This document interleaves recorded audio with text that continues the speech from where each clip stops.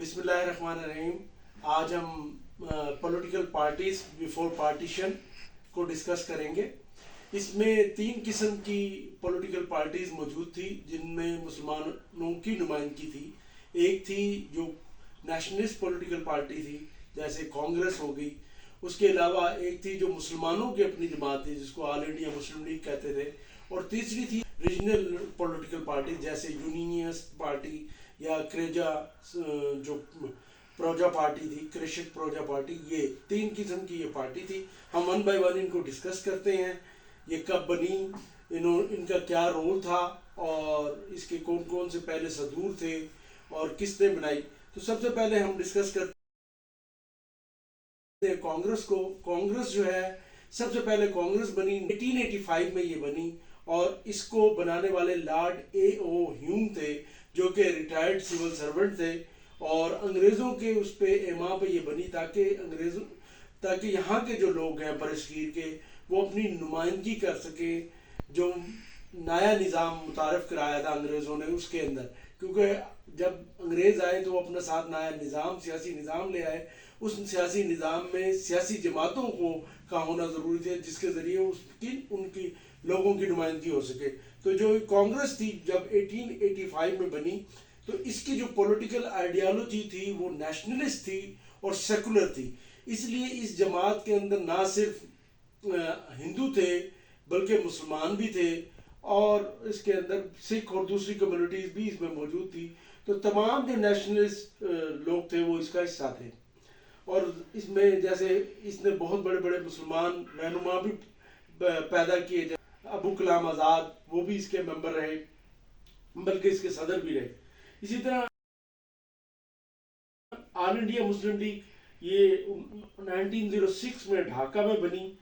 ये ऑल मुस्लिम education conference हो रही थी ढाका में, जिसको चेयर कर रहे थे नवाब वकार मुल्क। वहाँ एक आइडिया दिया नवाब सलीमुल्लाह ने कि मुसलमानों की अपनी एक जमात होनी चाहिए कि जो मुसलमानों के हकूक़ की नुमाइंदगी करे।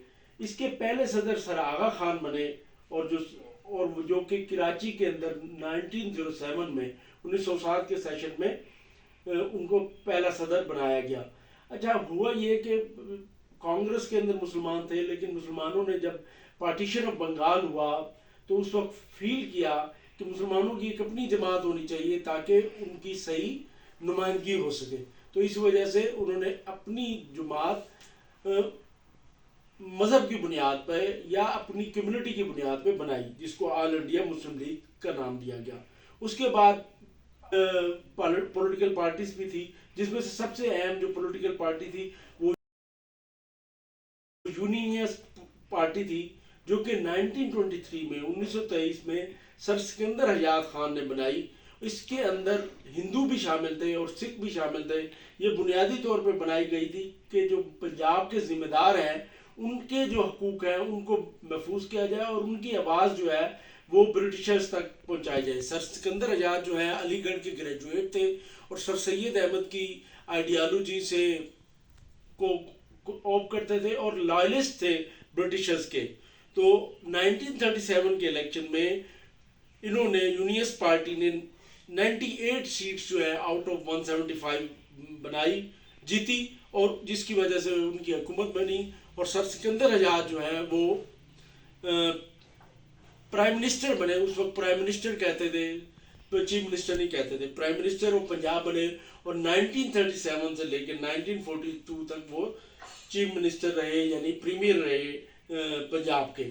और इन्होंने जो हुकूमत की थी, इनके अलायंस कांग्रेस भी इनके साथ थी, और सिख अकाली दल भी इसके साथ शामिल थी। जबकि इसी दौरान कायद आज़म और सर सिकंदर आज़ाद का एक पैक्ट भी हुआ, जिसके अंदर ये तय पाया कि क्योंकि मुसलमानों की बढ़ती हुई उसकी वजह से, जिसमें ऑल इंडिया मुस्लिम लीग क्योंकि उसकी नुमाइंदगी कम थी, तो उसके साथ उन्होंने कॉपरेशन करने का सर सिकंदर आज़ाद ने फैसला किया। और उन्होंने कहा कि जो यूनियनिस्ट पार्टी के मेंबर्स हैं वो मुस्लिम लीग के मेंबर बनेंगे।